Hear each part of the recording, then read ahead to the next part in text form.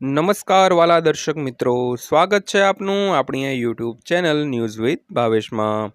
તો મિત્રો, પેન્શનરો માટે હાઈકોર્ટે આજ એક મહત્વનો ચુકાદો આપ્યો છે, તેની આજના વિડીયોમાં આપણે વાત કરવાના છીએ, એટલે વિડીયો તમે ખાસ અંત સુધી જોઈ લેજો। અને હજી સુધી જો આપણી આ ચેનલ તમે સબસ્ક્રાઈબ ન કરી હોય તો ડેઈલી આવી જ માહિતીઓ મેળવવા માટે આપણી આ યુટ્યુબ ચેનલ પણ સબસ્ક્રાઈબ કરી લેજો। તો વાત કરીએ તો કર્મચારી પેન્શન નિયમ।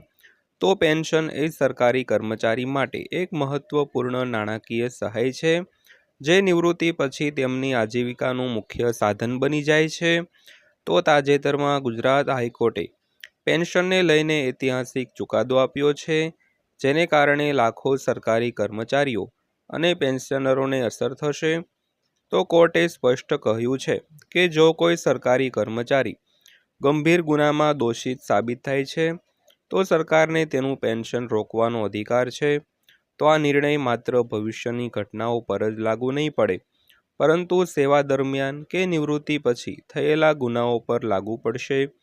તો આ નિર્ણય સરકારી સેવામાં ઈમાનદારી અને અનુશાસન જાળવવા માટે મજબૂત સંદેશ આપે છે મિત્રો। તો મિત્રો, ગુજરાત હાઈકોર્ટે જે સરકારી કર્મચારીઓ અને પેન્શનરો માટે એક અગત્યનો ચુકાદો આપ્યો છે કે જો કોઈ કર્મચારી શરૂ નોકરીએ અથવા તો નિવૃત્ત થયા પછી કોઈ ગુનામાં જે દોષિત સાબિત થાય છે તો સરકારને તેનું પેન્શન રોકવાનો પૂરેપૂરો અધિકાર છે। અને આ નિર્ણય માત્ર ભવિષ્યની ઘટનાઓ પર જ લાગુ નહીં પડે, પરંતુ સેવા દરમિયાન કે નિવૃત્તિ પછી થયેલા ગુનાઓ પર પણ લાગુ પડશે મિત્રો। તો આ નિર્ણય સરકારી સેવામાં ઈમાનદારી અને અનુશાસન જાળવવા માટે એક મજબૂત સંદેશ આપે છે। તો વિગતવાર વાત કરીએ તો ગુજરાત હાઈકોર્ટનો નિર્ણાયક નિર્ણય। ગુજરાત હાઈકોર્ટની 2 જજની બેન્ચે નિવૃત્ત કર્મચારીના કેસમાં આ મહત્વનો નિર્ણય આપ્યો છે।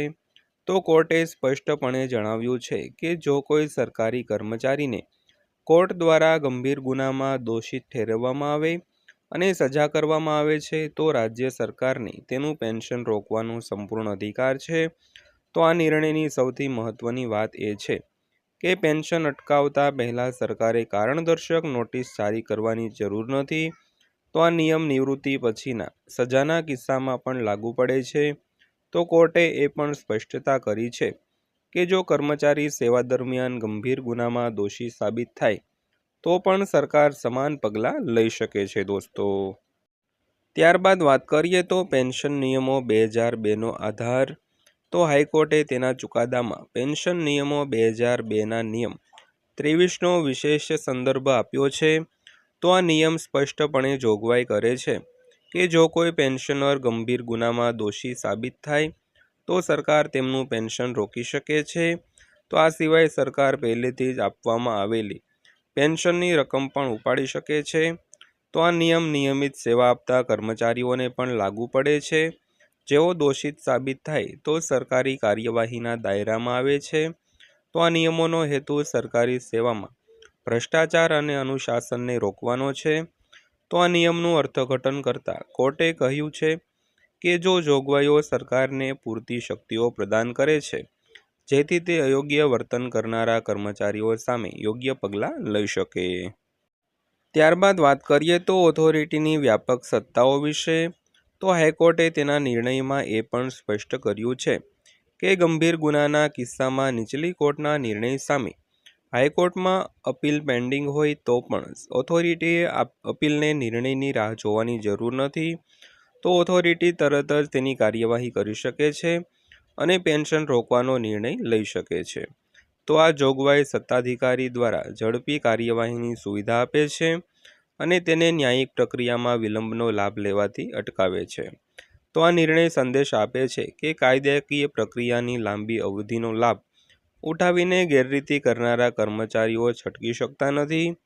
તો ઓથોરિટીને તાત્કાલિક અને અસરકારક પગલાં લેવાનો અધિકાર પણ આપવામાં આવ્યો છે દોસ્તો। તો ત્યારબાદ જોઈએ તો કેસની ચોક્કસ પૃષ્ઠભૂમિ। તો આ મામલો એક નિવૃત્ત કર્મચારીને લગતો છે, તેની સેવા દરમિયાન ભ્રષ્ટાચારમાં દોષિત જણાયો હતો। તો આ કર્મચારીએ ભ્રષ્ટાચારના આરોપમાં દોષિત ઠેરવવા સાથે તેની પેન્શન રોકવાની ખાતાકીય કાર્યવાહીને કોર્ટમાં પડકારી હતી। તો કર્મચારીએ દલીલ કરી હતી કે તેનું પેન્શન અટકાવવું ખોટું છે અને વિભાગ દ્વારા લેવામાં આવેલી કાર્યવાહી વ્યાજબી નથી. જો કે કોર્ટે તમામ પાસાઓને ધ્યાનમાં લીધા બાદ વિભાગની તરફેણમાં ચુકાદો આપ્યો છે. તો આ કેસ ભવિષ્ય માટે એક મિસાલ સાબિત કરશે. તો આ નિર્ણયનો ઉપયોગ અન્ય સમાન કેસોમાં પણ થઈ શકે છે દોસ્તો. તો ત્યારબાદ જોઈએ તો પેન્શન વિભાગની સત્તાઓ વિશે.